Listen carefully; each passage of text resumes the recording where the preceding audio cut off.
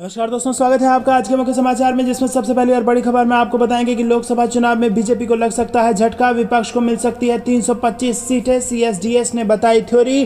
दूसरी खबर में जिक्र होगा मध्य प्रदेश का, जहां पर आपको बताएंगे कि मध्य प्रदेश में कांग्रेस की सरकार आई तो 500 रुपए में मिलेगा रसोई गैस सिलेंडर, कमलनाथ ने किया बड़ा ऐलान। तीसरी खबर में जिक्र होगा कि राहुल गांधी के समर्थन में उतरे संजय राउत, केंद्र पर साधा निशाना, कहा तानाशाही करना चाहती है सरकार। चौथी खबर में आपको बताएंगे कि हिडनबर्ग ने गौतम अडानी को दिया बड़ा झटका, रोकना पड़ा 34,900 करोड़ का प्रोजेक्ट, टूट रहे हैं सपने। और पांचवी खबर में जिक्र होगा मौसम का, मार्च में ठंड रिटर्न, दिल्ली यूपी में बारिश से बदला मौसम, अगले 3 दिन के लिए आ गया है ये ताजा अलर्ट। दोस्तों, हर एक खबर की गहराई में आपको ले जाएंगे, अंत तक खबर में बने रहिएगा। लेकिन उससे पहले अगर आपको भी ऐसा लगता है कि 2024 में बदल रही है सरकार, तो वीडियो को लाइक, चैनल को सब्सक्राइब और बेल आइकन दबाकर कमेंट में लिखिए जय हिंद। रुक करते हैं सबसे पहली और बड़ी खबर की तरफ। लोकसभा चुनाव में बीजेपी को लग सकता है झटका, विपक्ष को मिल सकती है 325 सीटें, सीएसडीएस ने बताई इसके पीछे की थ्योरी। जी हां दोस्तों, अगले साल होने वाले लोकसभा चुनाव में अब महज 1 साल का ही समय बचा है। बीजेपी, कांग्रेस समेत तमाम दलों ने तैयारियां शुरू कर दी हैं और हाल के समय में सामने आए विभिन्न सर्वे ने साफ कर दिया है कि भाजपा को अभी बहुत भारी बढ़त हासिल नहीं हो पाएगी। वहीं दोस्तों, आपको बता दें कि तीसरी बार सत्ता में यहां पर आने के लिए भाजपा की मुसीबतें बढ़ सकती हैं, भाजपा को बड़ा झटका लग सकता है। लेकिन आपको बता दें कि अगर विपक्ष ने एकजुट होकर के ये चुनाव लड़ा तो भाजपा का सुपड़ा साफ भी हो सकता है। जी हां दोस्तों, आपको बता दें कि ये बेहद बड़ी खबर निकल के आ रही है। चुनाव पर करीब से नजर रखने वाली संस्था सीएसडीएस के आंकड़ों में सामने आया है कि यदि भाजपा को छोड़कर सभी अन्य दल एक साथ होकर चुनाव लड़ें तो इन दलों को अगले लोकसभा चुनाव में आसानी से बहुमत मिल जाएगा। और सीएसडीएस ने यह आंकड़ा पिछले साल तमाम दलों को मिले सीटों और वोट फीसदी के हिसाब से निकाला है। तो दोस्तों, अगर ये तमाम दल एक साथ आ जाते हैं तो कर्नाटक के चुनाव में हो जाएगा भाजपा का सुपड़ा साफ। आपको क्या कुछ लगता है कमेंट में बताइए। रुक करते हैं अगली ब्रेकिंग न्यूज की तरफ, जो कि मध्य प्रदेश से आ रही है। मध्य प्रदेश में कांग्रेस की सरकार आई तो 500 रुपए में मिलेगा रसोई गैस सिलेंडर, कमलनाथ ने कर दिया ये बड़ा ऐलान। जी हां दोस्तों, मध्य प्रदेश कांग्रेस के अध्यक्ष कमलनाथ ने चुनाव से पहले एक बड़ा वादा किया है। उन्होंने नरसिंहपुर की जनसभा में ऐलान किया है कि राज्य में यदि कांग्रेस की सरकार बनती है तो वो खाना पकाने वाले गैस सिलेंडर की कीमत 500 रुपए कर देंगे। रसोई गैस का एक सिलेंडर इन दिनों तकरीबन 1200 रुपए का मिल रहा है। और अपनी सभा में कमलनाथ ने स्वयं लोगों से ही पूछ लिया कि उन्हें सिलेंडर कितने में चाहिए। इस पर लोगों ने भीड़ से आवाज लगाई कि 500 रुपए में चाहिए। और आम लोगों की ओर से मांग आते ही कमलनाथ ने भी कह दिया कि मैं नरसिंहपुर की पावन भूमि से ये घोषणा करता हूं कि राज्य में कांग्रेस की सरकार आने पर 500 रुपए में सिलेंडर दिया जाएगा। और इसके अतिरिक्त कमलनाथ ने राज्य की महिलाओं को लेकर भी ऐलान किया है। पीसीसी चीफ ने कहा है कि कांग्रेस की सरकार आने पर कांग्रेस प्रत्येक वर्ग की महिला के खाते में प्रति महीने 1500 रुपए देगी। और इस ऐलान को लेकर कांग्रेस पार्टी पूर्व में ही चर्चा कर चुकी है। और बजट सत्र से पहले कांग्रेस विधायकों की बैठक हुई थी, जिसमें राज्य की महिला के खाते में प्रति महीना वेतन भुगतान को लेकर फैसला किया गया था। रुक करते हैं अगली ब्रेकिंग न्यूज की तरफ, जो कि महाराष्ट्र से आ रही है। राहुल गांधी के समर्थन में उतरे संजय राउत, केंद्र पर साधा निशाना, कहा तानाशाही करना चाहती है सरकार। जी हां दोस्तों, आपको बता दें कि न्यायपालिका को लेकर उद्धव ठाकरे गुट के नेता और संजय राउत ने केंद्र सरकार पर हमला किया है। राउत ने कहा है कि विपक्षी नेताओं को बोलने से रोका जा रहा है, हमारी न्यायपालिका को धमकियां दी जा रही हैं। राउत ने कहा कि अगर देश के कानून मंत्री कहते हैं कि यदि आप वो नहीं करते हैं जो हम कहते हैं तो हम देखेंगे। संजय राउत ने पूछा है कि इसका क्या मतलब है। संजय राउत ने ट्वीट कर कहा कि जस्टिस डीवाई चंद्रचूड़ का कहना है कि न्यायपालिका पर कोई दबाव नहीं है बल्कि दबाव है। जी हां दोस्तों, आपको बता दें कि कानून व्यवस्था हाथ में ले रही है सरकार। उद्धव ठाकरे गुट के नेता संजय राउत ने केंद्र पर हमला करते हुए कहा कि सरकार में सत्ता हाथ में आने के बाद से ना तो संसद के नियमों का पालन किया गया और ना ही न्यायपालिका और संविधान का। उन्होंने कहा कि सरकार केंद्रीय जांच एजेंसी व सीबीआई, न्यायपालिका और ईडी में दखल दे रहे हैं। और इसी के साथ उन्होंने कहा कि वो सारी कानून व्यवस्था अपने हाथ में ले रहे हैं, ये लोकतंत्र के लिए ठीक नहीं है। उन्होंने पूछा है कि क्या सरकार के खिलाफ बोलना गुनाह है। रुक करते हैं अगली ब्रेकिंग न्यूज की तरफ। हिडनबर्ग ने गौतम अडानी को दिया बड़ा झटका, रोकना पड़ा 34,900 करोड़ का प्रोजेक्ट, टूट रहे हैं सपने। जी हां दोस्तों, यूएस शॉर्ट सेलर हिडनबर्ग की रिपोर्ट ने अडानी ग्रुप को भारी भरकम नुकसान पहुंचाया है। भले ग्रुप की कंपनियों के शेयर रिकवर हो रहे हों, लेकिन अडानी के सपनों को इस रिपोर्ट ने कुछ पीछे धकेल दिया है और सूत्रों ने बताया है कि अडानी ने 34,900 करोड़ रुपए के पेट्रोलियम प्रोजेक्ट पर काम को रोक दिया है और गुजरात के मुद्रा में इस प्रोजेक्ट पर काम हो रहा था।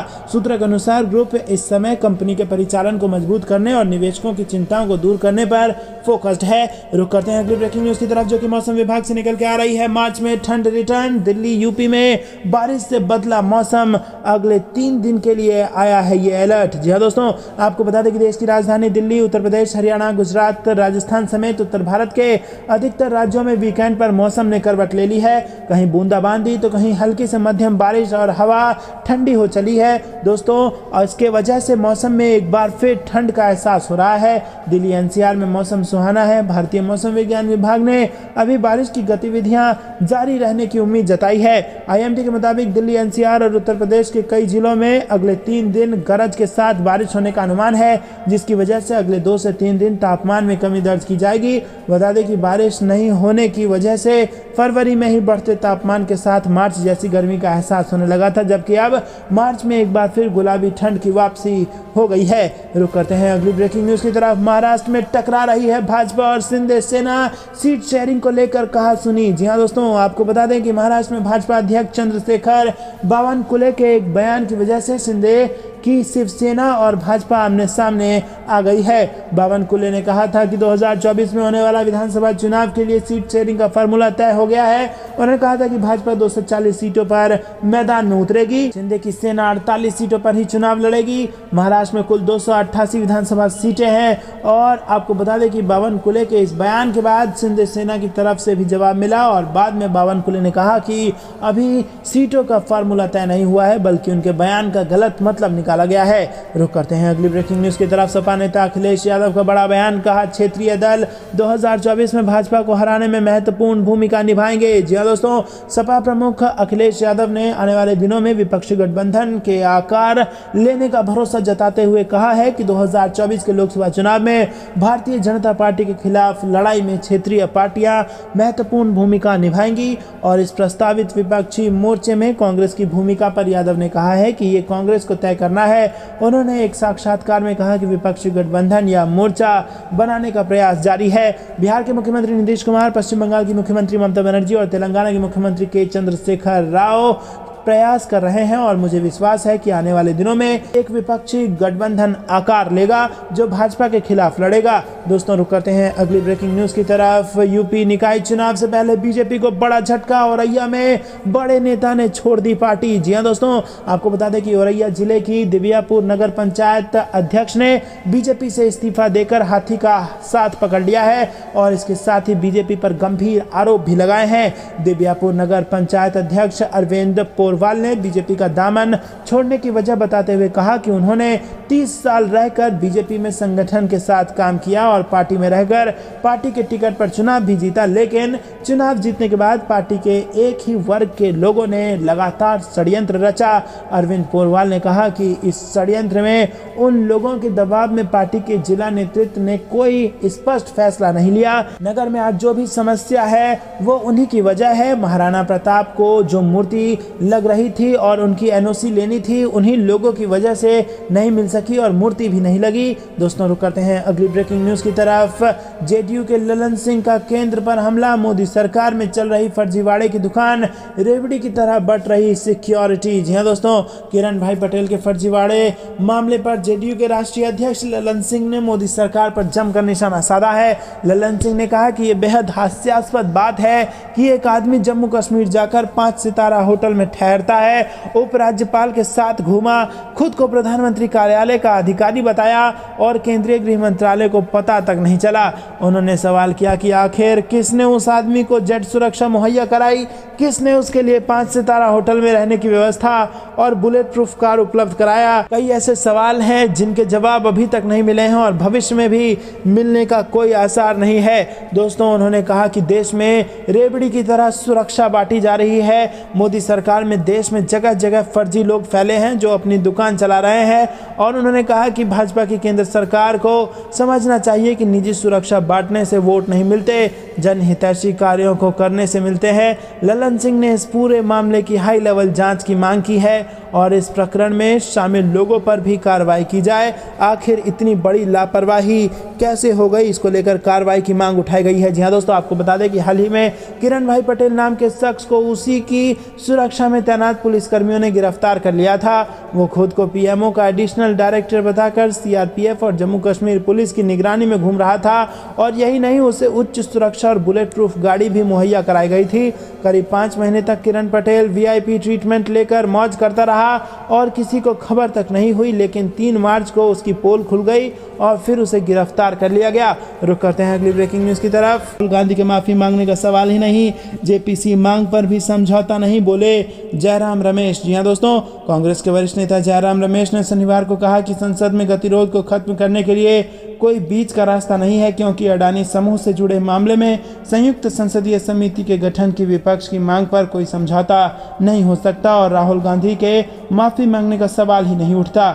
उन्होंने पीटीआई को दिए साक्षात्कार में ये बात कही और कहा कि सरकार विपक्ष के 16 दलों के जेपीसी की मांग करने से बौखला गई है और इसीलिए वो 3D अभियान डिस्टॉर्ट, डिफेम एंड डाइवर्ट में लगी है। रुक करते हैं अगली ब्रेकिंग न्यूज की तरफ। महाराष्ट्र की सिंध सरकार पर कांग्रेस का हमला। जी हां दोस्तों, आपको बता दें कि कांग्रेस महासचिव रणदीप सुरजेवाला ने शुक्रवार को कहा कि कर्नाटक के 865 सीमावर्ती गांव में महाराष्ट्र सरकार द्वारा अपनी स्वास्थ्य बीमा योजना को लागू किया जाना अनुच्छेद 356 के इस्तेमाल का सबसे उपयुक्त मामला बनता है और ऐसे में एकनाथ शिंदे सरकार को बर्खास्त कर दिए जाना चाहिए। वहीं दोस्तों, कर्नाटक के कांग्रेस प्रभारी ने यह सवाल भी किया कि 2 राज्यों के बीच इस विवाद पर प्रधानमंत्री नरेंद्र मोदी और गृह मंत्री अमित शाह मूक दर्शक क्यों बने हुए हैं। उन्होंने संवाददाताओं से कहा कि कर्नाटक में संवैधानिक संकट खड़ा करने का प्रयास किया गया है। प्रधानमंत्री और गृह मंत्री हमेशा की तरह मूक दर्शक बने हुए हैं और कोई राज्य सरकार दूसरे प्रदेश के क्षेत्र में योजना कैसे लागू कर सकती है, ये कर्नाटक के भूभागीय अखंडता के खिलाफ है। सुरजेवाला का कहना था कि यह फिट मामला है कि संविधान के अनुच्छेद 356 का इस्तेमाल करते हुए शिंदे सरकार को बर्खास्त कर दिया जाए। उन्होंने सवाल किया कि क्या असम और मणिपुर की तरह ये कर्नाटक और महाराष्ट्र सरकार के बीच टकराव पैदा किया जा रहा है। रुक करते हैं अगली ब्रेकिंग न्यूज की तरफ, जहां पर आपको बता दें कि गठबंधन में महाराष्ट्र में पड़ सकती है फूट। जी हां दोस्तों, महाराष्ट्र बीजेपी अध्यक्ष चंद्रशेखर बावनकुले का बड़ा बयान सामने आया है और उन्होंने कहा है कि आगामी महाराष्ट्र विधानसभा चुनाव में बीजेपी 240 सीटों पर चुनाव लड़ने की तैयारी कर रही है। यही नहीं, उन्होंने ये भी कहा है कि शिंदे के साथ 50 विधायक हैं, ऐसे में उन्हें ज्यादा सीट की जरूरत नहीं होगी। बावनकुले का यह बयान बीजेपी शिंदे गठबंधन में विवाद पैदा कर सकता है। रुक करते हैं अगली ब्रेकिंग न्यूज की तरफ। गहलोत का बड़ा बयान, बोले राहुल गांधी किस बात की माफी मांगे, अडानी मामले पर जेपीसी से बचने के लिए बीजेपी कर रही है बहानेबाजी। जी हां दोस्तों, सीएम अशोक गहलोत ने कहा है कि अडानी वाला केस बहुत बड़ा है, उस पर बहस और जेपीसी बनाने से बचने के लिए भाजपा बहानेबाजी कर रही है, बीजेपी संसद को डिस्टर्ब कर रही है और राहुल गांधी किस बात की माफी मांगे, उनके बदले में तो पीएम मोदी को माफी मांगनी चाहिए। जिस तरह वो 9 साल तक पूरी दुनिया के मुल्कों के देश के बारे में बोलते रहे हैं, जर्मनी और कोरिया में उन्होंने क्या क्या नहीं कह दिया। कहा कि 70 साल से देश में कुछ भी नहीं हुआ, वहां हम पैदा हो गए, हिंदुस्तान के अंदर पता ही नहीं क्या क्या वो बोले, तो माफ़ी तो उनको मांगनी चाहिए। गहलोत ने कहा कि राहुल गांधी ने ऐसा क्या कहा, आज मैं आपसे बात कर रहा हूं तो पूरी दुनिया देख सकती है। ये इंटरनेट का युग है, जो बातें राहुल गांधी ने भारत जोड़ो यात्रा में कही या दिल्ली में मीडिया के सामने कही है, वही बातें रिपीट की है और दिल्ली में कहा, तब भी उनको मालूम था कि राहुल गांधी क्या विचार रखते हैं, तो ये इस तरह का बहाना किया जा रहा है। रुक करते हैं अगली ब्रेकिंग न्यूज़ की तरफ। बीएस येदियुरप्पा पर भाजपा में बढ़ा टकराव, सीटी रवि बोले कि किसी के किचन में नहीं होगा सीटों का फैसला। जी हाँ दोस्तों, कर्नाटक के बीएस येदियुरप्पा को लेकर भाजपा में टकराव बढ़ता जा रहा है। भाजपा के राष्ट्रीय महासचिव सीटी रवि ने येदियुरप्पा द्वारा अपने बयान की सीट का ऐलान करने पर आपत्ति जताई है। दोस्तों रुक करते हैं अगली ब्रेकिंग न्यूज़ की तरफ।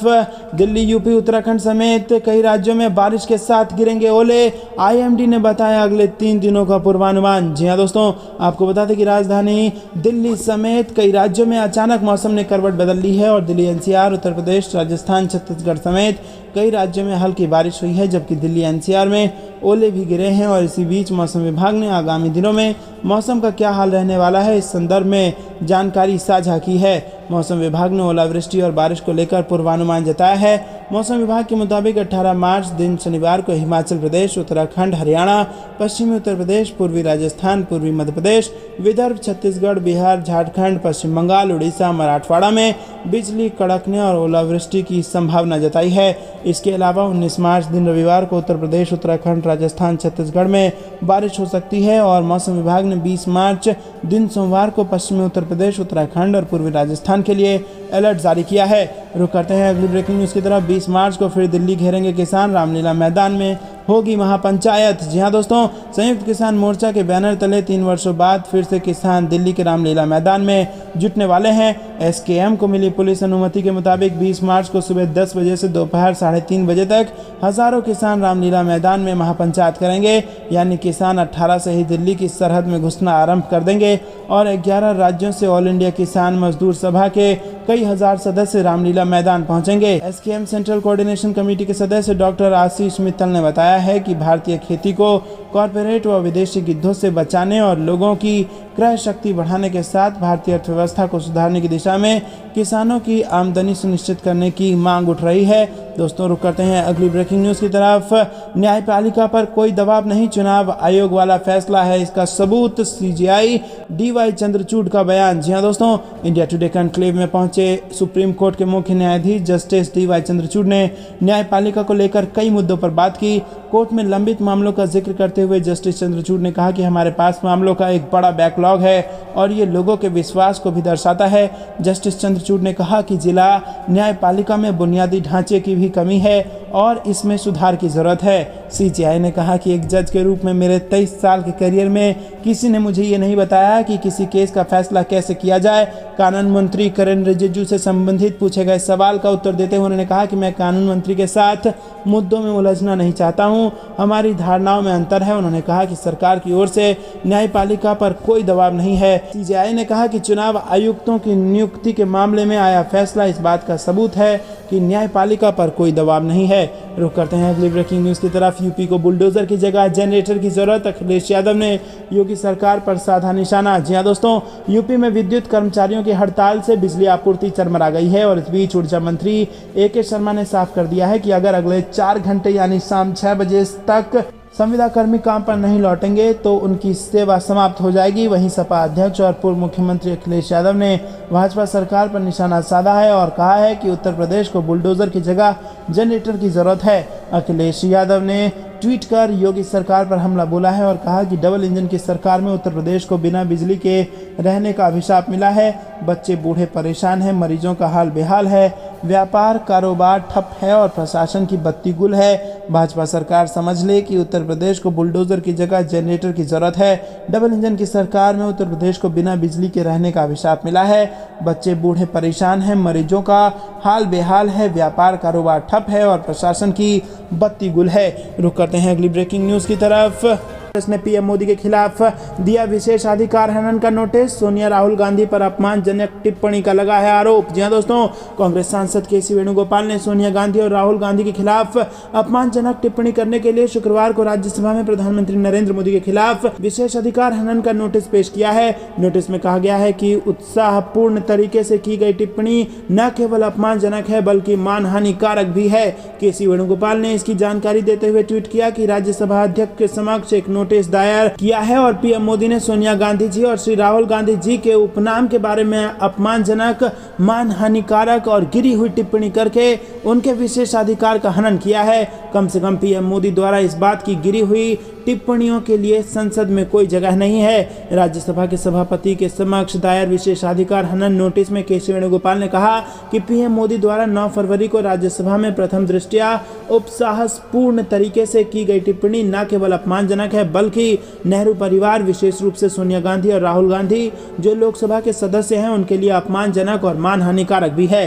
रुक करते हैं अगली ब्रेकिंग न्यूज की तरफ। भयावह बेरोजगारी, महंगाई और परम मित्र के घोटाले को छिपाने के लिए सदन में बोलने नहीं दे दे रही भाजपा, खड़गे ने बीजेपी को घेरा। जी हां दोस्तों, कांग्रेस अध्यक्ष मल्लिकार्जुन खड़गे ने पीएम मोदी, बीजेपी सरकार और बीजेपी अध्यक्ष जेपी नड्डा पर जमकर हमला बोला।